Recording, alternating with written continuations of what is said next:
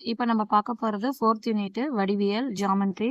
ஜியாமெட்ரில என்ன important questions அப்படின்னு பார்த்தோம்னா, ஜியாமெட்ரியோட இன்ட்ரோடக்ஷனே இங்க தான் இருக்கு. ஸோ இதுல ஒண்ணும் பெருசா நமக்கு கொஸ்டின்ஸ் வராது. பஸ்ட் ஒரு 4 பாயிண்ட்ஸ் இம்பார்ட்டன்ட் 4 ஆர் 5 பாயிண்ட்ஸ் இம்பார்ட்டன்ட்டா இருக்கும். கோடுனா என்ன? கோடு துண்டுனா என்ன? அந்த மாரி.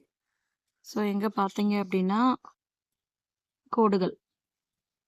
கோடுகளோட கேரக்டரிஸ்டிக்ஸ் பாருங்க. ஒரு கோடானது பெரியதாகவோ அல்லது சிறியதாகவோ இருக்கலாம். கோடு அப்படிங்கிறதுக்கு எண்டெல்லாம் கிடையாது. அது எப்படி வேணாலும் இருக்கலாம் அப்படிங்கிறாங்க. ஒரு கோடு கிடைமட்டமாகவோ, சாய்வாகவோ, செங்குத்தாகவோ இருக்கலாம். ஒரு கோட்டினை எத்திசையில் திருப்பினாலும் அது கோடாகவே இருக்கும். எனவே கீழே கொடுக்கப்பட்டுள்ள அனைத்துமே கோடுகள் ஆகும் அப்படின்னு சொல்லியிருக்காங்க. ஸோ கோடுக்கு வந்து என்ன இல்ல, டைரக்ஷன்லாம் இல்ல. நம்ம எப்படி வேணாலும் போட்டுக்கலாம் அப்படிங்கிறாங்க. எந்த திசையில வேணாலும் திருப்பிக்கலாம். வெர்டிகலாவும் போட்டுக்கலாம், ஹாரிசான்டலாவும் போட்டுக்கலாம். அந்த மாரி சொல்றாங்க. ஸோ கோடோட டெஃபினிஷன் இதுதான். ஸோ இது பெருசா ஒண்ணும் இருக்காது. கோட்டு துண்டு. சரி, கோடுக்கும் கோட்டு துண்டுக்கும் என்ன வித்தியாசம் அப்படின்னு பார்க்குறோம். கோட்டு துண்டு அப்படிங்கிறப்ப அந்த இடத்துல நம்ம பாயிண்ட் மெஷர் பண்ணுவோம், அவ்வளோதான். ஸ்கேல்ல இப்போ நம்ம பார்க்க போகிறது 4th யூனிட் வடிவியல், ஜியாமெட்ரி. ஜியாமெட்ரியில் என்ன இம்பார்ட்டன்ட் கொஸ்டின்ஸ் அப்படின்னு பார்த்தோம்னா, ஜியாமெட்ரியோட இன்ட்ரடக்ஷனே இங்கே தான் இருக்குது. ஸோ இதில் ஒன்றும் பெருசாக நம்ம கொஸ்டின்ஸ் வராது. பஸ்ட் ஒரு 4 பாயிண்ட்ஸ் இம்பார்ட்டன்ட் 4 ஆர் 5 பாயிண்ட்ஸ் இம்பார்ட்டண்ட்டாக இருக்கும். கோடுனா என்ன? கோடு துண்டுனா என்ன? அந்த மாதிரி. ஸோ எங்கே பார்த்தீங்க அப்படின்னா, கோடுகள். கோடுகளோட கேரக்டரிஸ்டிக்ஸ் பாருங்கள். ஒரு கோடானது பெரியதாகவோ அல்லது சிறியதாகவோ இருக்கலாம். கோடு அப்படிங்கிறதுக்கு எண்டெல்லாம் கிடையாது. அது எப்படி வேணாலும் இருக்கலாம் அப்படிங்கிறாங்க. ஒரு கோடு கிடைமட்டமாகவோ, சாய்வாகவோ, செங்குத்தாகவோ இருக்கலாம். ஒரு கோட்டினை எத்திசையில் திருப்பினாலும் அது கோடாகவே இருக்கும். எனவே கீழே கொடுக்கப்பட்டுள்ள அனைத்துமே கோடுகள் ஆகும் அப்படின்னு சொல்லியிருக்காங்க. ஸோ கோடுக்கு வந்து என்ன இல்லை, டைரக்ஷன்லாம் இல்லை. நம்ம எப்படி வேணாலும் போட்டுக்கலாம் அப்படிங்கிறாங்க. எந்த திசையில் வேணாலும் திருப்பிக்கலாம், வெர்டிகலாவும் போட்டுக்கலாம், ஹாரிசான்டலாவும் போட்டுக்கலாம். அந்த மாதிரி சொல்கிறாங்க. ஸோ கோடோட டெஃபினேஷன் இதுதான். ஸோ இது பெருசாக ஒன்றும் இருக்காது. கோட்டு துண்டு. சரி, கோடுக்கும் கோட்டு துண்டுக்கும் என்ன வித்தியாசம் அப்படின்னு பார்க்குறோம். கோட்டு துண்டு அப்படிங்கிறப்ப அந்த இடத்துல நம்ம பாயிண்ட் மெஷர் பண்ணுவோம், அவ்வளோதான். ஸ்கேலில் ரூல்ஸில் நம்ம வந்து ரூலர் யூஸ் பண்ணி நம்ம மெஷர் பண்ணுறது. இப்போ பாருங்கள், குறுகியதும் இருபுறமும் முடிவுறு நீளம் கொண்ட கோட்டினை நாம் எவ்வாறு அழைப்போம்? அதை நாம் கோட்டு துண்டு என்று அழைப்போம். ஸோ அப்போ கோட்டு துண்டு அப்படின்னா நம்ம வந்து ஒரு கட் பண்ணி எடுக்கிறோம் ஒரு மெஷர்மெண்ட்டோட. அப்போ ஒரு லைன் இருக்குது, அவனை நம்மளாவே ஒரு 2 சென்டிமீட்டருக்கு நம்ம கட் பண்ணி எடுத்தோம் அப்படின்னா 2 சென்டிமீட்டர் கட் பண்ணி எடுத்தோம்னா அதுக்கு பேர் தான் கோட்டு துண்டு அப்படிங்கிறாங்க. அதுக்கு எண்டு இருக்கும் கோட்டு துண்டுக்கு அப்படி சொல்கிறாங்க. அதை நம்ம ரூலரில் தான் மென்ஷன் பண்ணுவோம், ஸ்கேலில் தான் மென்ஷன் பண்ணுவோம் அப்படிங்கிறத சொல்கிறாங்க. ஸோ வேறு ஒன்றும் இல்லை. ஸோ ஜியோமெட்ரியோட டெஃபினேஷன் பாருங்கள். ஜியோ என்பது புவி மற்றும் ஜியோ மீன்ஸ் புவி, நமக்கு தெரியும். மெட்ரான் என்பது அளவீடு, மெஷர்மெண்ட்டு. இது கிரேக்க வேர்டு. கிரேக்க சொல்லிலிருந்து ஜியாமெட்ரி என்ற சொல் பெறப்பட்டது. வடிவியல் என்பது புவியின் அளவீடு. இது கிமு 600 கிரேக்க நகரம் மிலட்டஸை சேர்ந்த தேல்ஸ் தான் நம்ம ஜியோமெட்ரியோட ஃபாதர் ஆஃப் ஜியோமெட்ரி நினைக்கிறேன். தேல்ஸ் அவங்கள சொல்லுவாங்க. இது கேட்க மாட்டாங்க. பட் மெட்ரானுங்கிறது, ஜியோனா என்ன புவி, மெட்ரானுங்கிறது அளவீடு. அது தெரிஞ்சால் போதும். ஓகே. அதுக்கப்புறம் பித்தாகரஸ் தான் நம்ம தேட்டம் படிப்போம், தீரம். அவர் தான் மேலும் வளர்ந்து, இவர் தான் அந்த ஜியாமெட்ரியோட எக்ஸ்டெண்ட் பண்ணவர் அப்படிம்பாங்க. ஸோ அதெல்லாம் இங்கே அந்தளவு கொஷின்ஸ் வராது. அடுத்தது பார்த்திங்கன்னா இணைகோடுகள். இணைகோடுகள் அப்படின்னா பேரல் லைன்ஸு. பேரல் லைன்ஸ் நமக்கு தெரியும். பேரல் லைன்ஸோட பண்பே ஃபஸ்ட்டு என்ன அப்படின்னா, 2 கோடு போகுது. அது இப்படியும் போகலாம், வெர்டிக்கலாகவும் போகலாம், இல்லை ஹரிசாண்டலில் அப்படியே போகலாம், இல்லைனா வெர்டிக்கலில் போகலாம். எப்படி போனாலும் ரயில் தண்டவாளம் தான். அதோட கேப், இந்த கிடைமட்ட கேப்போட லென்த்து பார்த்திங்கன்னா சேமாக இருக்கும். ஸோ அது எண்டெல்லாம் எங்கே போய் முடியுதெல்லாம் தெரியாது. ஒரு ட்ரெயின் தண்டவாளம் போயிட்டுருக்கிறது தான் நமக்கு இணைக்கோடுன்னு சொல்லுவோம், பேரல் லைன்ஸ்னு சொல்லுவோம். அதுக்கு இன் பிட்வீனில் இருக்க அந்த அந்த 2 கோடுகளுக்கு இடையே இருக்க செங்குத்து கோடோட அளவு எப்படி இருக்கும்? ஈக்குவலாக இருக்கும்.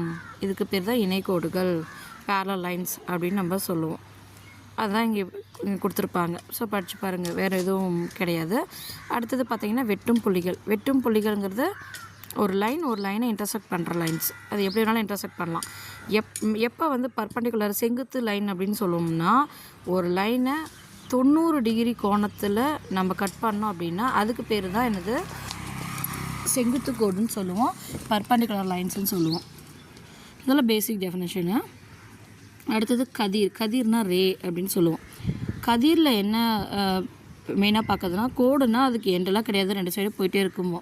கதிர் அப்படின்னு சொல்கிறப்ப அவங்க என்ன சொல்கிறாங்க அப்படின்னா, அதுக்கு ஒரு தொடக்க புள்ளி இருக்கும், ஒரு ஸ்டார்டிங் பாயிண்ட் இருக்கும். அதுலேருந்து அந்த ரே போய்கிட்டே இருக்குது, ஒரு இடத்துல ஏரோ மார்க் போய்கிட்டே இருக்குது. இதுக்கு பேர் கதிர் அப்படிங்கிறாங்க. கோடுகளின் ஒரு முனை முடிவுற்றும் அடுத்த முனை முடிவுறாமலும் தொடர்ந்தால் என்னவாகும்? அவற்றை நாம் கோடுகள் என்று அழைப்பதில்லை, அவற்றை கதிர்கள். அதாவது ரே எந்த எண்டுக்கும் வேணாலும் இப்படியே போயிட்டுருக்கு, ஏன்னா இங்கே ஸ்டார்ட் பண்ணி இப்படியே போயிட்டுருக்குது, இதுக்கு பேர் ஏரோ மார்க்கு போட்டால் அதுக்கு பேர் தான் கதிர் அப்படின்னு நம்ம சொல்கிறாங்க. அடுத்தது பார்த்திங்கன்னா இரண்டு கதிர்கள் அப்படின்னா 2 சைடு 2 கதிர்கள்னால் அதான் ஒரு பாயிண்டில் 2 கதிர் போகுது அப்படின்னா, இப்போ ஒரு பாயிண்ட் வச்சுக்கிறோம், இப்படி ஒரு கதிர் போகுது, அதே பாயிண்டில் இப்படி ஒரு கதிர் போகுது, இப்படி கூட போகலாம். ஸோ ஒரு பாயிண்ட்டை வச்சுட்டு அவங்க பாட்டுக்கு ரேவாக போகுது, அதுக்கு எண்டெல்லாம் கிடையாது, அதோட டைரக்ஷனை சொன்னோம்னா தட் இஸ் கதிர். கோடுனா 2 சைடு எண்டு கிடையாது, எப்படி வேணாலும் போடலாம். கதிருக்கு ஒரு சைடு ஸ்டார்டிங் பாயிண்ட் இருக்கும் அப்படின்னு சொல்கிறாங்க. அவ்வளோதான். இந்த டெஃபினேஷன்லாம் இந்த யூனிட் படிக்கணுங்கிறதுக்காக இதை அப்படியே சும்மா ஓரளவு எக்ஸ்பிளைன் பண்ணுறேன். ரொம்ப பார்க்க வேண்டியது பார்த்தோம் அப்படின்னா, கோணம் எப்போ உருவாகும், ஆங்கிள் எப்போ உருவாகும் அப்படின்னா, 2 லைன் 2 கதிர். அதான் இப்போ சொன்னோம், ஒரு புள்ளி எடுத்துக்கிட்டோம், ஒரு புள்ளியில் இங்கே ஒரு லைன் போகுது, இன்னொரு லைன் இங்கே போகலாம், இல்லை இங்கே போகலாம், இப்படி போகலாம். இந்த 2 லைனுக்கு இன் பிட்வீனில் எவ்வளோ தூரம் டிவியேட் ஆகிருக்கு, எவ்வளோ தூரம் விலகி இருக்குன்னு சொல்கிறதுக்கு பேர் தான் என்னது கோணம். இல்லை இந்த 2 லைன் எடுத்துக்கிறோம், எவ்வளோ தூரம் டிவியேட் ஆகிருக்கோ அதுக்கு பேர் தான் கோணம். அதுதான் மெஷர் பண்ணுறோம், ஆங்கிளை மெஷர் பண்ணுறோம், இதுக்கு பேர் தான் கோணம் அப்படின்னு சொல்கிறாங்க. So okay. ஸோ இந்த கோணங்களில் 3 டைப்லாம் ஒரு கோணம் இருக்குது. கோணம்னா என்னது, ஒரு கதிர் இங்கே போயிட்டுருக்குது எக்ஸ் ஆக்சிஸில், இன்னொரு கதிர் ஒய் ஆக்சிஸில் போகுது, 90 டிகிரியில் கட் பண்ணுது. 90 டிகிரியில் பர்பண்டிகுலராக கட் பண்ணுச்சு அப்படின்னா இந்த இடத்துல ஏற்படுற கோணம் பேர் 90 டிகிரி. இந்த கோணத்துக்கு பேர் செங்கோணம் அப்படின்னு சொல்லுவோம், ரைட் ஆங்கிள்னு சொல்லுவோம். ஸோ இந்த இடத்துல ஏற்படுற கோணம் பேர் என்னது, செங்கோணம். 90 டிகிரியில் கட் பண்ணுறது, இது ஒரு கோணம். இந்த 90 டிகிரிக்கு இன் பிட்வீனில், இப்போ இது 90 டிகிரியா, இது வரைக்கும் எடுத்தோம்னா 90 டிகிரி. இந்த 90 டிகிரியில் ஒரு 89க்குள்ளே வரைக்கும், 0லேருந்து 89 வரைக்கும் உள்ள ஏதோ ஒரு கோணம் 2 லைன் அமைஞ்சது அப்படின்னா அது பேர் குறுங்கோணங்கள்னு சொல்லுவோம். அக்யூட் ஆங்கிள் அப்படின்னு மெஷர் பண்ணுவோம். அது இன்னொரு கோணம் டைப்பு. இந்த 90 டிகிரிக்கு இதெல்லாம் நமக்கு பேசிக் தெரியும், பட் நான் உங்களுக்கு ரீகால் பண்ணுறேன், அவ்வளோதான். இந்த 90 டிகிரிக்கு மேலே 91க்கு மேலே, 90லேருந்து 91, இந்த 91லேருந்து 180 வரைக்கும் வர கோணங்கள் எல்லாமே இந்த சைடு பார்த்தோம்னா 180 டிகிரி இருப்பாங்க. அப்போ இது வரைக்கும் வர எந்த கோணத்தையும் நம்ம என்ன சொல்லுவோம், இப்படி வரும் கோணங்கள்லாம் 90 டிகிரிக்கு தாண்டி வெளியே வந்துடும், அதுக்கு பேர் விரிகோணம்னு சொல்லுவோம், அப்டியூஸ் ஆங்கிள் அப்படின்னு சொல்லுவாங்க. ஸோ இதுதான் கோணங்களோட அளவில் நம்ம என்ன பண்ணுறோம், அதோட 3 டைப்ஸை படிக்கிறோம், அவ்வளோதான். இங்கேயே கொடுத்துட்டாங்க, குறுங்கோணங்கள், செங்கோணம், டெஃபினேஷன் இங்கே இருக்குது, பார்த்துட்டோம். 90 டிகிரியில் ஒரு கோணம் கட் பண்ணுச்சுன்னா அது செங்கோணம். அது இப்படி 90 டிகிரியில் கட் பண்ணாலும் செங்கோணம் தான், இப்படி 90 டிகிரியில் கட் பண்ணாலும் அது நம்ம செங்கோணம்னு சொல்லுவோம். இது ஃபஸ்ட்டு கோணம். இப்போ நம்ம சொன்ன விஷயங்கள். அடுத்தது பார்த்தோம்னா குறுங்கோணம் பாருங்கள், எல்லா கோணங்களும் செங்கோணத்தை விட குறைவாக இருக்கணும். செங்கோணத்தை விட குறைவா அப்படின்னா, செங்கோணம் வந்து 90 டிகிரி அப்படின்னா 90 டிகிரிக்குள்ளே 0 டிகிரிக்கு மேலே 89 வரைக்கும், 0லேருந்து 89 வரைக்கும் 2 கோணங்கள் வருது, இந்த மாதிரி வருது, 90க்கு உள்ளே வருது அப்படின்னா அதுக்கு பேர் குறுங்கோணங்கள். இதே 90க்கு மேலே போயிடுச்சு அப்படின்னா அதுக்கு பேர் என்னது, விரிகோணம். அதுக்கு தான் இங்கே கொடுத்துருப்பாங்க, செங்கோணத்தை விட அதிகமாக உள்ள 90 டிகிரியை விட அதிகமாகவும் 180 டிகிரியை விட குறைவாகவும் உள்ள கோணங்கள். ஸோ அந்த விரிகோணத்தில் மொத்தம் என்ன வரும் அப்படின்னா 90 டிகிரியை விட அதிகமாக இருக்குன்னு சொல்கிறேன். இங்கேருந்து இங்கே வரைக்கும் வரலாம், ஆனால் எதை தாண்டி போகக்கூடாது, 180 டிகிரி, இது முழுசாக 180, இங்கே ஒரு 90, இங்கே ஒரு 90, மொத்தமாக 180. அந்த 180 தாண்டிலாம் போகக்கூடாது. 90க்கும் 180க்கும் இடையில் வரவன் யார், விரிகோணம். இது 0க்கும் 90க்கும் நடுவில் வர்றது குறுங்கோணம். ஸோ 3 டைப்ஸ் ஆஃப் கோணங்கள் இதுதான். அடுத்து பின்விலை கோணங்கள் அப்படிங்கிறாங்க. ஆக்சுவலாக ஒரு புள்ளி எடுத்துக்கிறோம். இப்போ ஒரு புள்ளி எடுத்துக்கிறேன், நான் அதில் ஒரு லைன் ஒரு ரே போட்டேன், அதுலேருந்து கோணங்கள் போகுது, 90 டிகிரி போகும். அடுத்த ஒரு ரே போவேன், 180 டிகிரி வரும். அடுத்து இங்கே போடுவேன், இங்கே ஒரு 90 ஆட் பண்ணால் 270 டிகிரி வரும். அப்புறம் இங்கே ஒரு 90, மொத்தம் 4 பகுதியாக பிரிப்போம். ஒரு கோணங்களை 4 பகுதியாக பிரிப்போம். ஸோ இங்கே ஒரு 90, இங்கே ஒரு 90, இந்த 2 90 தான் 180, இங்கே ஒரு 90, 270, இதை ஃபுல்லாக கூட்டினோம்னா இங்கே ஒரு 90 கூட்டினோம்னா இந்த 0 டிகிரியே தான் திருப்பி 360 டிகிரியாக எனக்கு கிடைக்கும். 270ஓட 90 ஆட் பண்ணால் 360 டிகிரி. ஸோ ஒரு கோணத்தோட முழு சுற்றளவு என்னது? 360 டிகிரி. இது வந்து ஒரு முழு கோணம். ஓகேங்களா? இப்போ இந்த இடத்துல ஒரு விஷயம் கொடுத்துருக்காங்க. இது வந்து 360 டிகிரி. 180க்கும் அதிகமான கோண அளவு பின்வலை கோணம் அப்படிங்கிறாங்க. இப்போ நம்ம இங்கே பார்த்துருக்கோம், இதுலேருந்து இது வரைக்கும் 180 டிகிரி. அப்போ வந்து இதெல்லாம் நியூமரேட்டர் சரி மேலே பார்க்குறோம், எக்ஸ் ஆக்சிஸ்லேயே பார்க்குறோம். இந்த எக்ஸ் ஆக்சிஸ்லேருந்து கீழே மைனஸ் டேர்முக்குள்ளே வரமா, இந்த கோணங்களுக்கு பேர் என்ன சொல்கிறாங்கன்னா பின்வலை கோணம். பின்னாடி போயிடுது. நம்ம மேலே தான் பேசுவோம், கீழே இருக்க கோணங்களை பற்றி பேசணும் அப்படின்னா அதுக்கு பேர் பின்வலை கோணங்கள். அப்போது 90 டிகிரி நான் இங்கே இருக்குது, இது 90 டிகிரி. ரிமைனிங் டிகிரி நான் சொல்லுவேன்ல, 360ல் 90 இருக்குது, மீதி எவ்வளோ வரும்? 270. அந்த 270 தான் பின்வலை கோணம் அப்படின்னு சொல்கிறாங்க. ஓகேங்களா?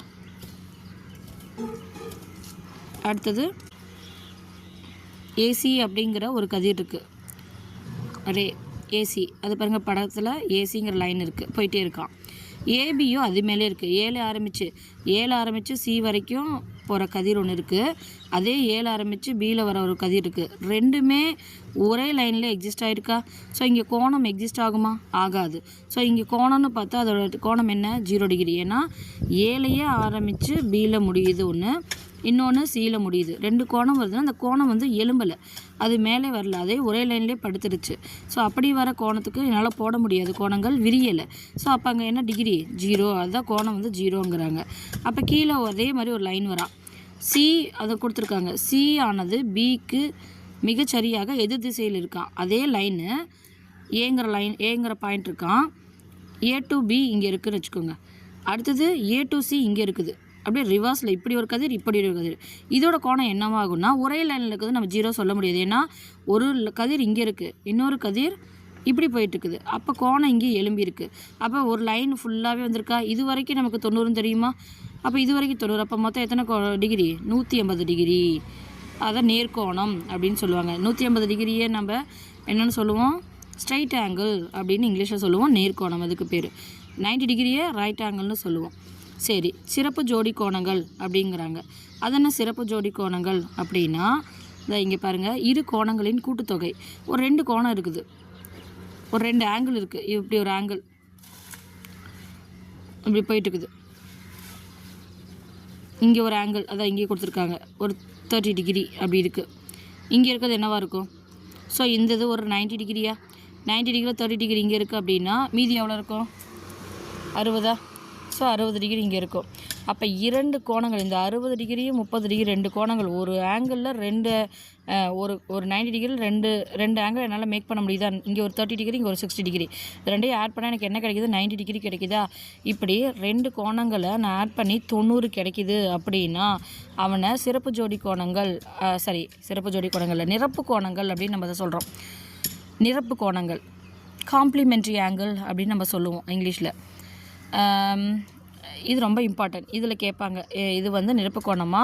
இன்னொரு பேர் பார்த்திங்கன்னா மிகை நிரப்பு கோணங்கள் அப்படிம்பாங்க, சப்ளிமெண்ட்ரி ஆங்கிள் அப்படிம்பாங்க. காம்ப்ளிமெண்ட்ரி ஆங்கிள்ங்கிறது 90 டிகிரியே சொல்லுது, சப்ளிமெண்ட்ரி ஆங்கிளுங்கிறது 180 சொல்லுது.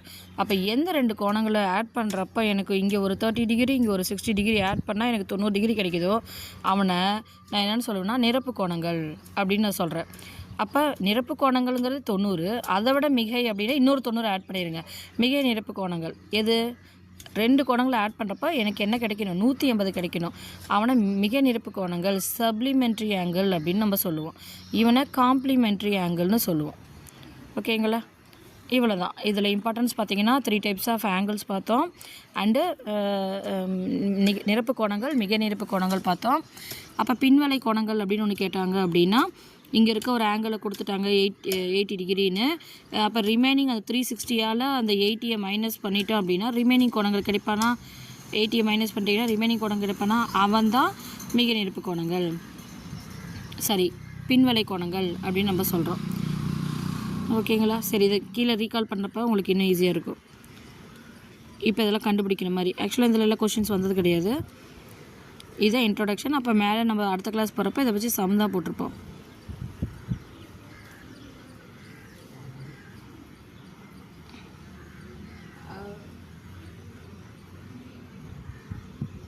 இப்போ இங்கே இருக்க பாயிண்ட்ஸ் பாருங்கள். ஒரு கோடு என்பது இருபுறங்களிலும் இதுதான் கேட்பாங்க. ஒரு கோடு இருபுறங்களிலும் முடிவின்றி நீண்டு கொண்டே செல்லும். ஆமாம், கோட்டுக்கு எண்டு கிடையாது. இப்படியும் போயிட்டுருக்கோம், இப்படியும் போயிட்டுருக்கோம். அதுதான் ஃபஸ்ட்டு பாயிண்ட்டு. அடுத்து செகண்டு, கோட்டு துண்டிற்கு இரு முனைகள் உண்டு. கண்டிப்பாக கோட்டு துண்டிற்கு என்ன இருக்குது? இரு முனைகள், எண்டு இருக்குதுன்னு சொல்கிறாங்க. ஒரு கோடில் கட் பண்ணி வரவன் தான் கோட்டு துண்டு. இதன் இருபுறங்களுக்கும் முடிவு பெற்றிருக்கும். ஏன்னா இதுலேயும் பாயிண்ட் கொடுத்துருவோம், ஏ பி அப்படின்னு. அதுக்கு பேர் தான் கோட்டு துண்டு. இணைக்கோடுகள் ஒன்றை ஒன்று சந்திக்காமல் சென்று கொண்டே இருக்கும். ரயில் தண்டுவாளம் தான் இணைக்கோடுகள். இரண்டு கோடுகள் இணையாக இல்லையெனில் அவை ஏதோ ஒரு இடத்தில் சந்தித்து கொள்ளும். அவற்றை வெட்டும் கோடுகள் என்று அழைக்கிறோம். இப்போ வெட்டும் கோடுகள்னால் ஒன்றும் இல்லை, ஒரு கோடு இணையாக போயிட்டு இருந்தால் அது இணைக்கோடுகள். இணையாக இல்லாமல் இப்படியே போயிட்டுருக்குது, அப்படி அதுவும் இன்னொன்று இப்படியே போயிட்டுருக்குன்னா ஏதோ ஒரு இடத்துல வெட்டுதா, அதான் நம்ம என்ன சொல்கிறோம்? வெட்டும் கோடுகள் அப்படின்னு சொல்லுவோம். அது 90 டிகிரியில் வெட்டுச்சுன்னா அவனை நம்ம என்னது பர்பண்டிகுலர் லைன் அப்படின்னு நம்ம சொல்லுவோம். ஓகே, இரண்டு கதிர்கள் ஒன்றை ஒன்று ஒரு புள்ளியில் சந்தித்து கொள்ளும்போது அப்புள்ளியில் அக்கதிர்கள் கோணத்தை உருவாக்கின. இப்போ நம்ம பார்த்த கோணம் அப்படின்னா ஒரு புள்ளியில் 2 ரே போகுது. அதான் அவன் சொல்கிறான், அந்த வெட்டு கோடுகள். இப்போ ஒரு லைன் போயிட்டுருக்கு, இன்னொரு லைன் போயிட்டுருக்குது. இங்கே வெட்டுதா, இந்த இடத்துல எத்தனை கோணம் உருவாகும்? இங்கே ஒரு கோணம் உருவாகும், இங்கே ஒரு கோணம், இங்கே ஒரு கோணம், இங்கே ஒரு கோணம். ஸோ இந்த இடத்துல பிட்வீன் அந்த டிஸ்டன்ஸ், ஒரு லைன்லேருந்து இன்னொரு லைனுக்கான டிஸ்டன்ஸ் எவ்வளோ டீவியேட் ஆகிருக்கோ அவன் தான் கோணம். கோணத்தை நம்ம டீட்டாங்கிறதுல மெஷர் பண்ணுவோம். அதை அங்கே சொல்கிறாங்க. அடுத்தது, கோணமணியை பயன்படுத்தி கோணத்தை அழைக்கலாம். என்னது கோணமணி அப்படின்னா ப்ரொடக்டர் வச்சு நம்ம என்ன பண்ணுவோம்? கோணத்தை அளக்குப்போம் அப்படின்னு சொல்கிறாங்க. ஓகே, அடுத்தது 90 டிகிரிக்கு குறைவாக கோணம், 90 டிகிரிக்கு கம்மியாக இருந்துச்சுன்னா அந்த கோணங்களுக்கு பேர் குறுங்கோணங்கள். 90 டிகிரி அளவை கொண்ட கோணம் செங்கோணம். அதே 90 டிகிரி இருந்துச்சுன்னா 90 டிகிரியை விட அதிகமாகவும் 180 டிகிரியை விட குறைவாகவும் இருந்தால் அதுக்கு பேர் என்ன சொல்லுவோம்? விரிகோணம் அப்படின்னு சொல்லுவோம். இரண்டு கதிர்கள் அல்லது கோடுகள் சரியாக ஒன்றை ஒன்று பொருந்தும் போது அவை, அதான் இரண்டு கதிர்கள் சரியாக ஒன்றை ஒன்று பொருந்தி போச்சு அப்படின்னாலே அங்கே கோணம் இல்லை. ஸோ 0 கோணம். ஒரு கோணம் கொடுக்கப்பட்டிருக்கும் போது மற்றொரு கோணம் அக்கோணத்தை செங்கோணமாக அல்லது 90ஆக அடைய வைத்தால் அக்கோணம், அதான் ஒரு கோணம் இருக்குது, அதை நான் 90 டிகிரிக்கு மாற்றுறேன் அப்படின்னா அதை நம்ம என்ன சொல்லுவோம்?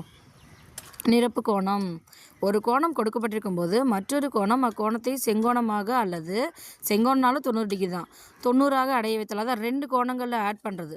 ஒரு ஒரு 50 டிகிரி, அப்போ இங்கே ஒரு 40 டிகிரி, 2 கோணங்களையும் ஆட் பண்ணால் எனக்கு 90 கிடச்சி அப்படிச்சுன்னா நம்ம என்னென்னு சொல்லுவோம்?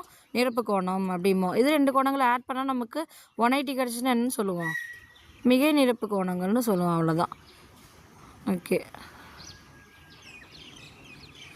அதுக்கப்புறம் 3 புள்ளிகள் ஒரு கோட்டின் மீது அமைந்தால் அப்புள்ளிகள் ஒரு கோடமை புள்ளிகள். ஒரே கோட்டில் 3 புள்ளி இருந்தால் அது ஒரே கோடமையில் அமைதான். ஒரு கோட்டில் அமைகிற புள்ளி ஒரு கோடமை புள்ளிகள்னு சொல்கிறோம். 2 கோடுகள் ஒன்றை ஒன்று 90 டிகிரி கோணத்தில் வெட்டி கொண்டால் அவை செங்கோடுகள். 3 அல்லது அதற்கு மேற்பட்ட கோடுகள் ஒரு புள்ளி வழி சென்றால் அக்கோடுகள் ஒரு புள்ளி வழி கோடுகள், அது ஒருங்கமை புள்ளிகள். இதெல்லாம் கேட்க மாட்டாங்க. ஜஸ்ட் அந்த நிரப்பு கோணங்கள், மிக நிரப்பு கோணங்கள், அவ்வளோதான் இதில் கேட்க வேண்டியது. அடுத்தது பாருங்கள், புள்ளியியல் 5th யூனிட்டு. புள்ளியியல் பார்த்தோம் அப்படின்னா புள்ளியியலில் என்ன தரவுகள், டேட்டா கலெக்ஷன்ஸ் இருக்கும், ஸ்டாட்டிஸ்டிக்ஸ் தான். ஸோ தரவை பற்றி டீட்டெயில் இங்கே பாருங்கள். தரவு, டேட்டா என்ற சொல் முதலில் 1640 பயன்படுத்தப்பட்டது. 1646 தரவு என்ற சொல், தரவுனா என்னது? பரிமாற்றத்திற்கு, கணினியில் சேமித்து வைப்பதற்கு முகந்த பொருள் படுறது. தரவுங்கிறது என்ன அப்படிங்கிறாங்க? ஒன்று பரிமாற்றம், இல்லைன்னா கணினியில் சேமித்து வைக்கிறது பேர் தான் டேட்டா அப்படிங்கிறாங்க. 1954 தகவல் செயலாக்கம், டேட்டா ப்ராசஸிங் என்ற சொல் அறிமுகப்படுத்தப்பட்டது. இது லத்தீன் வேர்டு அப்படிங்கிறாங்க. லத்தீன் மொழியில் கொடுத்த அல்லது கொடுக்க என பொருள்படும். க்ரீக் இருந்தது, இங்கே லத்தீன் இருக்குது, அவ்வளோதான். பார்த்துக்கோங்க. தரவுகள்னால் என்னது? தரவுகள்னால் திரட்டப்பட்ட தகவல்கள். நான் டேட்டா கலெக்ட் பண்ணுறதுக்கு பேர் தான் தரவுகள். இதில் கொஸ்டின்ஸ் பாயிண்ட் ஆஃப் வியூ கம்மி தான். தரவுகள், ஸோ தரவுகள் இதில் நமக்கு தெரியும். இதில் என்னென்னா, இந்த டேட்டா கலெக்ட் பண்ணுறப்போ இப்போ ஒரு கார் சேல் பண்ணுறாங்கன்னு வச்சுக்கோங்க. அதில் ஒரு பிராண்டட் கார்ஸ் வருது. இங்கே பாருங்க, இங்கேயே இருக்க இதே வச்சுக்கோங்களேன். கேசரி பார்த்திங்கன்னா நிகழ்வுங்கிறது ஃப்ரீக்குவென்சி, அது எத்தனை இருக்குது அப்படிங்கிறது. கேசரி 3 இருக்குதான். அப்புறம் குலோப் ஜாமுன் வந்து பார்த்திங்கன்னா 11 இருக்குது. ஸோ இதை வந்து நமக்கு இப்படி 11 10 அப்படின்னு எழுதுறதுக்கு அதை சிம்பிளில் போடுறப்போ நமக்கு இன்னும் கொஞ்சம் ஈஸியாக இருக்கும். அது எப்படி சிம்பிளில் போடணும் அப்படின்னா அது நமக்கு தெரியும். 1 2 3 4ன்னு 11னா 11 கூடையும் போட முடியாது. அப்போ அவன் என்ன பண்ணிட்டாங்க அப்படின்னா 1 2 3 4 அப்புறம் 5 இப்படி போட்டு இது ஒரு கேங் 5, அடுத்தது 5 6 7 8 9 10 5th கூட கிராஸ் பண்ணி 5 + 5 10 + 1 இந்த மாதிரி நம்ம எழுதலாம் அப்படிங்கிறத இங்கே கொடுத்துருப்பாங்க. வேறு ஒன்றும் இல்லை. இதை இங்கே கொடுத்துருப்பாங்க பாருங்கள். இந்த மாதிரி நம்ம எழுதுகிறோம். இது வந்து நம்மளோட கன்வீனியன்ட்டுக்காக. ஏன்னா இந்த ஃப்ரீக்குவென்சியை நம்பரில் எழுதுகிறோம், இது நேர்கோட்டு குறியில் எழுதுகிறோம். இது இன்ட்ரடக்ஷன் சின்ன கிளாஸில் இது நம்ம போடுறதுக்கு பேர். இது ஏன் போடுறோன்னா நம்மளோட கன்வீனியன்ட்டுக்காக, ஈஸியாக அஷ்யூம் பண்ணிக்கிறதுக்காக. இதில் இதெல்லாம் கொஷின்ஸ் வராது. தரவுகள் படங்கள் மூலம் குறிப்பிடுறது. படங்கள் மூலமாக நம்ம விளக்குறோம். பொம்மைங்க மூலமாக ஒரு பிக்சர் மூலமாக நம்ம சொன்னோம் அப்படின்னா அது பட விளக்கப்படம். ஓகே, அப்போ அதுக்கு பேர் என்ன? விளக்கப்படமானது பிக்டோகிராம். பட விளக்கப்படம்னா பிக்சர் என்று ஆங்கிலத்தில் அழைக்கப்படுகிறது. பட விளக்கப்படம் அண்டு பட்டை விளக்கப்படம். பட்டைங்கிறது பார் டயக்ராம்னு சொல்லுவோம். பார்னா கிராஃபில் மென்ஷன் பண்ணுறது. அடுத்தது பட்டை வரைபடம். பட்டை வரைபடம்னா என்னது? ஒரு பட்டை வரைபடம் என்பது இணைப்பட்டைகள், செங்குத்து அல்லது கிடைமட்ட இணைப்பட்டைகள் சமநிலைகளிலும் சம உயரங்களிலும் கொடுக்கப்பட்ட எண்ணிக்கைக்கு விகிதத்தில் அமைந்துள்ளவை ஆகும். பட்டை விளக்கப்படம் பார்த்திங்கன்னா ஒன்று இப்படி இருக்கும், இல்லைனா இந்த மாதிரி டயக்ராமில் இருக்கும். பட்டை விளக்கப்படத்தில் என்ன இருக்கும் இம்பார்ட்டன்னு?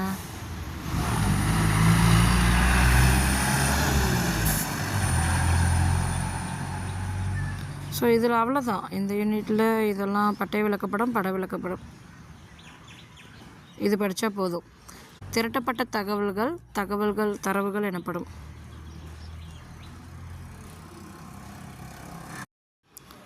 ஸோ இதுலேருந்து கொஷின்ஸ் வந்து இதுலேருந்து எதிர்பார்க்கலாம். திரட்டப்பட்ட தரவுகள்னு சொல்கிறோம், டேட்டா அப்படின்னு சொல்கிறேன்.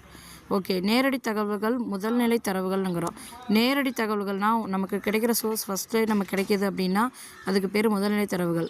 மற்றொருவர் மூலம் திரட்டப்பட்ட தரவுகள் இரண்டாம் நிலை தரவுகள். வேறு யாருக்கிட்டேயோ வந்து நீங்கள் வாங்கினீங்க அப்படின்னா அதை பற்றி நம்ம இரண்டாம் நிலை தரவுகள்னு சொல்லுவோம். நேரடி சோர்ஸ் அப்படிங்கிறது நம்மளா கண்ணால் பார்க்குறது. இதை வந்து மேலே டெஃபினேஷன் பார்த்துக்கலாம். மற்றொருவர் மூலம் திரட்டப்பட்ட தகவல்கள் இரண்டாம் நிலை தரவுகள் எனப்படும். திரட்டப்பட்ட தரவுகள் நேர்கோட்டு குறிகளை பயன்படுத்தி வகைப்படுத்தப்படுகின்றன. அதான் நேர்கோட்டு குறினா இப்படி பார்த்துருவோம், 4 போட்டு அப்புறம் 5 அதில் சொல்கிறாங்க. வகைப்படுத்தப்பட்ட தரவுகள் பட விளக்கப்படம் அல்லது பட்டை வரைபடம் மூலம் குறிக்கப்படுகின்றன. பட விளக்கப்படம் என்பது தரவுகளே பொருட்களின் படங்களால் சொன்னீங்கன்னா அது பேர் பட விளக்கப்படம், பிக்டோகிராம். பட்டை விளக்கப்படம் என்பது கிடைமட்டம் அல்லது செங்குத்து பட்டைகளால் ஆனது. அதன் நீளமானது எண்ணிக்கையை பொறுத்து அமையும். எண்ணிக்கையை பொறுத்து இப்படி வரும் நீளமாக பார் டயக்ராம். இப்படி போட்டு அப்படி போட்டு போடுறது. இதுக்கு பேர் பட்டை விளக்கப்படம். பட விளக்கப்படம் அல்லது பட்டை வரைபடம் கொண்டு தரவுகளுக்கான வினாக்களுக்கு விடையளிக்கலாம். அவ்வளோதான். இந்த யூனிட்டில் வேறு எதுவும் இம்பார்ட்டன்ட் கிடையாது. அந்த முன்னாடி ஒரு டெஃபினேஷன் இருந்துச்சு, முதல்நிலை தரவுகள்னால் முதல்நிலை தரவுகள் நம்ம நேரடியாக போய் தெரிஞ்சுக்கிற விஷயங்கள். இங்கே பாருங்கள், முதல்நிலை தரவுகள் இரண்டாம் நிலை தரவுகளை விட நம்பகத்தன்மை வாய்ந்தவையாம். ஏன் அப்படின்னா நம்ம கண்ணால் நம்மளாக பார்த்து எவிடன்ஸ் எடுக்கிறது. இரண்டாம் நிலை தரவுகள்ங்கிறது யாரோ ஒருத்தர் நமக்கு சொல்கிறது. ஸோ முதல்நிலை தரவுகள்னால் என்னென்னு மட்டும் தெரிஞ்சுக்கலாம். முதல்நிலை தரவு என்பது மூலத்தரவிலிருந்து பெறப்பட்ட தொகுக்கப்படாத தகவல்கள் ஆகும். மேலும் தரவுகள் வகைப்படுத்துதல் மற்றும் அட்டவணைப்படுத்துதல் போன்ற புள்ளியியல் சார்ந்த செயல்முறைக்கு உட்படாத தரவுகள் ஆகும். ஸோ டேட்டாவை நம்ம தான் கலெக்ட் பண்ணவே போகிறோம். வகுப்பிற்கு வருகை தராத மாணவர்கள் பட்டியலை ஆசிரியர் தயாரித்தல். மாணவர்கள் எழுதும் பழக்கங்களை பற்றி எழுதுகோள் தயாரிக்கும் ஒரு நிறுவனம் நடத்தும் கணக்கெடுப்பு. மாணவர்கள் பல்வேறு வகையான இலைகளை சேகரித்து வகைப்படுத்தல். இது எல்லாமே செல்ஃபாக நம்மளாக பண்ணுறோம். இரண்டாம் நிலை தரவுகள் அப்படிங்கிறது ஆல்ரெடி ரெடி பண்ணி வச்சுருக்க ஒரு விஷயம். எண்ணாம் நிலை தரவுகள் என்பன ஏற்கனவே திரட்டப்பட்ட தரவுகளிலிருந்து பெறப்படும் தகவல்கள் ஆகும். இது ஒரு குறிப்பிட்ட நோக்கத்திற்காக குறிப்பிட்ட நபர்களால் திரட்டப்பட்டு பிறரால் அத்தரவுகள் பயன்படுத்தப்படுவதாகும். வகுப்பிற்கு வருகை தராத மாணவர்களின் பட்டியலை தலைமை ஆசிரியர் பள்ளி அலுவலகத்திலிருந்து பெறுதல். ஃபஸ்ட் டீச்சர் ரெடி பண்ணுறதுங்கிறது டீச்சராகவே எஃபெக்ட் போட்டு அதை கணிச்சு இவன் வரான் இவன் வரலங்கிறது தான் முதல்நிலை தரவு. அது தலைமை ஆசிரியர் பண்ணால் தலைமை ஆசிரியர் டைரெக்டாக அதை பண்ண போகிறது கிடையாது. அது தலைமை ஆசிரியர் டீச்சர் வாங்கி இன்னொருத்தட்டு பள்ளி நிர்வாகத்தோட அப்ராக்சிமேஷனாக கொடுத்துருவாங்க. அதில் எந்த நம்பகத்தன்மை இருக்குங்கிறது நமக்கு தெரியாது. அடுத்தது ஒரு வலைத்தளத்திலிருந்து மட்டைப்பந்து கிரிக்கெட் தரவுகளை பெறுதல். ஆமாம், இப்போ நம்ம வெப்பேஜ்லேருந்து அந்த கிரிக்கெட்டோட இன்ஃபர்மேஷனை எவ்வளோ ஸ்கோரு ரன்னு நம்ம யாரோ சொல்கிற விஷயங்கள் தான் நம்ம எடுக்கிறோம். நம்ம கண் கூட பார்க்கறது கிடையாது. அந்த தரவு 2ஆம் நிலை தரவுங்கிறாங்க. அப்போ இது ஒரு ஆப்ஷன் கொடுக்கலாம். இது எந்த தரவு? வலைத்தளத்திலேருந்து நம்ம எடுக்கிற ஒரு விஷயம் 2ஆம் நிலை தரவு. அதுவும் ஆல்ரெடி பிளான் பண்ணி நமக்கு டேட்டாவை கொடுக்குறாங்க. அவங்களே சென்செக்ஸ் போட்டு தான் கொடுத்துருப்பாங்க. தொலைக்காட்சி மற்றும் செய்தித்தாளிலிருந்து வரும் பெரும் தரவுகள் இதெல்லாம் ஆல்ரெடி ப்ரிப்பேர் பண்ணி தான் நமக்கு நியூஸாக கொடுப்பாங்க. தொலைபேசி எண்களை தொகுப்பு நூலிலிருந்து பெறுதல். இதுவும் ஆல்ரெடி புக்குடு. இந்த தொலைபேசி எண்களை நம்ம ஆல்ரெடி என்ன பண்ணிட்டோம், டேட்டா எடுத்து கலெக்ட் பண்ணி வச்சுருக்கிறது தான் நம்ம எடுக்கிறோம். ஸோ இவங்க எல்லாமே 2ஆம் நிலை தரவுகள். நம்மளாக ஒரு விஷயம் பண்ணோம்னா அது முதல்நிலை தரவுகள் அப்படின்னு சொல்கிறாங்க. ஸோ இதில் எக்ஸாம்பிள் கொடுத்துட்டு இது என்ன நிலை தரவுன்னு கேட்கலாம். அவ்வளோதான். ஸோ இந்த யூனிட் முடிஞ்சிருச்சு. அடுத்தது பார்த்தோம்னா அவ்வளோதான். இதுக்கப்புறம் பார்த்திங்கன்னா தகவல் செயலாக்கம்னு ஒரு யூனிட் இருக்குது. அந்த யூனிட் பார்த்தோம்னா அவ்வளோ இதில் அந்தளவுக்கு எந்த ஒரு இம்பார்ட்டன்ட் இல்லை. சும்மா ஒரு ஜென்ரலாக கொடுக்குற விஷயங்கள், இந்த how many triangle, how many squares கண்டுபிடி அப்படிங்கிற சம்ஸ் இதுலேருந்து தான் வந்திருக்கு. ஸோ இதில் நீங்கள் என்ன அந்த how many triangle how many square பார்த்தா மட்டும் போதும். இதை நீங்கள் படித்து பாருங்கள். இதெல்லாம் அவ்வளோ இம்பார்ட்டன்ட் இல்லை. இதில் அந்த சம்ஸ் மட்டும் இந்த மாதிரி கொடுத்துருக்க சம்ஸை நமக்கு கேட்குறது சான்சஸ் இருக்குது. டிஎன்பிசிலேயும் கேட்குறாங்க. வந்திருக்கு டிஆர்பியில் லாஸ்ட் இஆர்பியில் ஹவு மெனி ட்ரையாங்கிள்னு வந்திருக்கு. ஸோ இங்கே பாருங்கள், இங்கே ஒரு முக்கோணம் அவங்களே கொடுத்துட்டாங்க. இந்த முக்கோணம், இது ஒரு முக்கோணம், இது ஒரு முக்கோணம். படத்தில் எத்தனை முக்கோணங்கள் உள்ளன அப்படின்னு கொடுத்துட்டாங்க. ஸோ இதில் பார்த்தோம்னா எத்தனை 1 2 3 4 முக்கோணம் இருக்குது. ஓகேங்களா? 4. அதுக்கப்புறம் எப்படி பார்ப்போம்? 4க்கு அப்புறம் இந்த பெரிய முக்கோணம் ஒன்று கவுண்ட் பண்ணலை, 5. ஸோ இது 5 முக்கோணம் இருக்குது, பார்த்தாலே தெரியுது. அடுத்து இது பார்க்குறாங்க, இந்த டயக்ராமை. இதில் எத்தனை முக்கோணம் இருக்குதுன்னா 1 2 3 4 5. அதுக்கப்புறம் இந்த ஸ்டார் கேட்டாங்க அப்படின்னா ஒரே இதுதான், 5 முக்கோணம் இருக்குது. அதுக்கப்புறம் இங்கே பாருங்கள், இது ஒரு முக்கோணமா 1, அப்புறம் இது 2, அந்த மாதிரி இதே டைப்பில் 5 கிடைக்கும். ஸோ அதனால் இவங்க என்ன பண்ணியிருப்பாங்க அப்படின்னா இந்த ஸ்டார் டயக்ராமை 5 + 5. அப்போ இந்த ஸ்டார் வந்துட்டாலே ஒரு முக்கோணம் 5 போட்டிங்கன்னா அடுத்து ஒரு 5 ஆட் பண்ணிக்கோங்க. 5 5 10 முக்கோணம் இருக்குது அப்படின்னு நம்ம போட்டுக்கிறோம். ஓகேங்களா? ஓகே, அடுத்தது இதை நான் உங்களுக்கு பிடிஎஃப் போட்டிருக்கேன். அந்த கலெக்ஷன்ஸ் மட்டும் நான் எடுத்து அனுப்பியிருக்கேன்.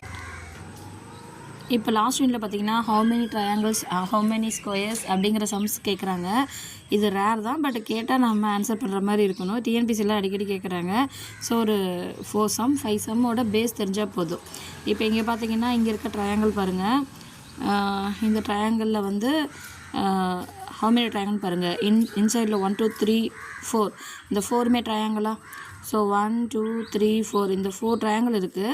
அண்டு பெரிய ட்ரையாங்கிள் ஒன்று இருக்குது. ஸோ 4 + 1 5 அப்படிங்கிறத ஆன்சர் பண்ணிடலாம். ஸோ இது நமக்கு ஈஸியாக இருக்கும். அண்டு அடுத்தது பார்த்திங்க அப்படின்னா செகண்ட் என்ன இங்கே இருக்குது. இது பாருங்கள், ஸ்டார் மாதிரி ஒரு கொஷின் கேட்குறாங்க. இந்த ஸ்டாரில் பார்த்தோம்னா இந்த ஸ்டார்லேயும் ஹவு மெனி ட்ரையாங்கிள்ஸ் கேட்டால் ட்ரையாங்கிளை மட்டும் பார்க்க போகிறோம். ஸோ இந்த ஷேப் தானே ட்ரையாங்கிள், 1 2 3 4 5. ஸோ 5. அடுத்தது வேறு எதாவது ட்ரையாங்கிள் வரும் அப்படின்னு பார்த்தோம்னா இங்கே பார்க்குறோம், இது ஒரு ட்ரையாங்கிள் ஷேப்பா 1. அடுத்தது இது ஒரு ட்ரையாங்கிள் ஷேப்பா 2. அடுத்தது இதே மாதிரி 2 2 பேராக நமக்கு கிடைக்கும். ஸோ இந்த மாதிரி சம் வந்துச்சுன்னா இந்த ஸ்டார் கேட்டாலே நம்ம 5 ட்ரையாங்கிள் கிடச்சிதுன்னா 5 + 5ன்னு போட்டுடுறோம். ஸோ 5 + 5 10ன்னு வந்துடும். ஸோ இந்த மாதிரி இந்த சம்மை நம்ம இப்படி தான் அப்ரோச் பண்ணுறோம்.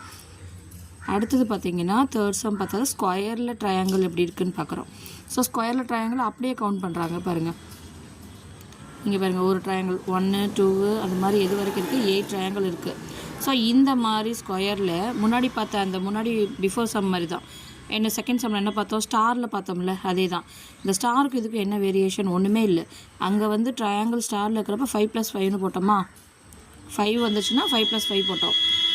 அதே மாதிரி இங்கே வந்து என்னது அப்படின்னா 8 + 8 அப்படிங்கிறோம் ட்ரையாங்கிள்ஸு. ஸோ 8 + 8 ஒரு வேல்யூ வந்துடுது. அதே அகெயின் 2 ட்ரையாங்கிளாக கிடைக்கும் நமக்கு. எப்படின்னா இதை இப்படி கிடைக்கும், இது ஒரு ட்ரையாங்கிள், இது ஒரு ட்ரையாங்கிள், இது ஒரு ட்ரையாங்கிள். ஸோ அது மாதிரி நமக்கு 8 கிடைக்குதான். ஸோ இதுவும் சேமாக வந்த வேல்யூவை திருப்பி டபுள் டைம் ஆட் பண்ணிடுறோம், அவ்வளோதான் இந்த சம்மு. அடுத்தது பார்த்தோம் அப்படின்னா தேர்ட் அண்டு ஃபோர்த்து சம் பாருங்கள். இந்த மாதிரி ஷேப் கொடுத்துட்றாங்க. இதுலேயும் என்ன கேட்குறாங்க, how many triangles. So triangles வந்து கொடுத்துருக்க பாக்ஸ் எல்லாம் ஃபஸ்ட்டு ஃபில் பண்ணிக்கிட்டாங்க பாருங்கள். 1 2 3 4 5 அவுட்டர்லாம் 5 6 7 8 அவுட்டர்லாம் முடிச்சுட்டு அடுத்தது 9 10 11 12 13 14 15 16 போட்டாச்சு. ஸோ சேம் இதே தான், முன்னாடி பார்த்து அதே சம் தான். 16 + 16 32 ட்ரையாங்கிள்ஸ் கிடைக்கும் அப்படின்ட்டாங்க. ஸோ டபுளாக ஆட் பண்ணுற மாதிரி தானே இருக்குது. ஸோ நமக்கு அது ஒரு டிஃபிகல்ட்டி இல்லை. அடுத்தது பார்த்திங்கன்னா அப்போ பாருங்கள், அந்த second sum, third sum and fourth sum ஒரே மாதிரி இருக்கா. இப்போ இந்த சம்முக்கு வரோம்.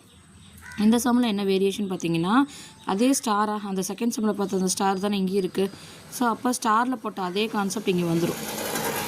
ஸ்டாரில் என்ன போட்டோம், இங்கே பாருங்கள், அந்த ஸ்டார் ஷேப்புக்கு 5 + 5 10 அதான் இங்கே போட்டிருப்பாங்க.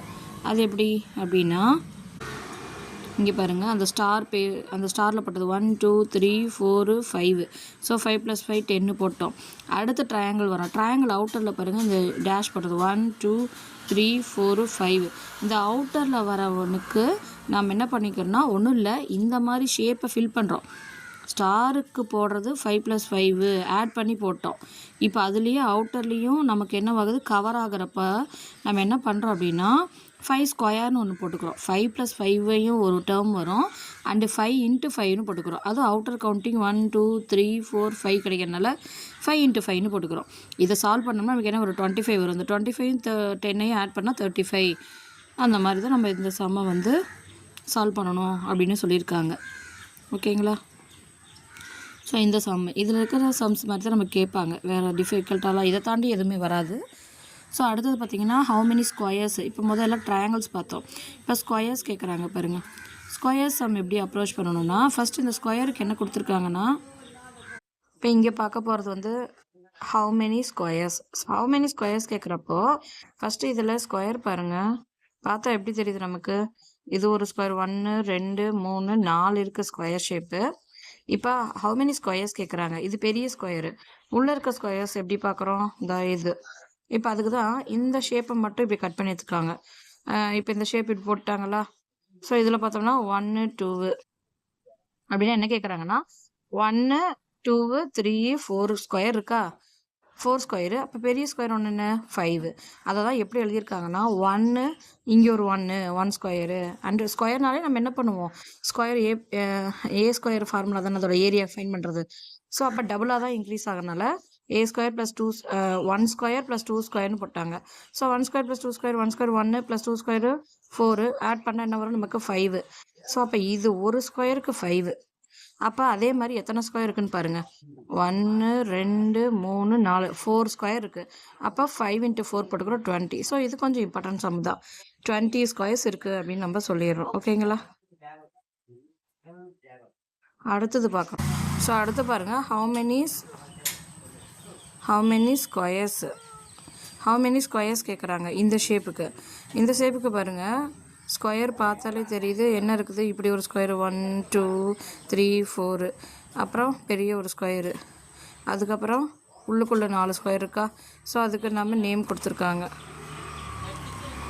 எப்படி பாருங்கள் நேம் கொடுத்துருக்காங்க,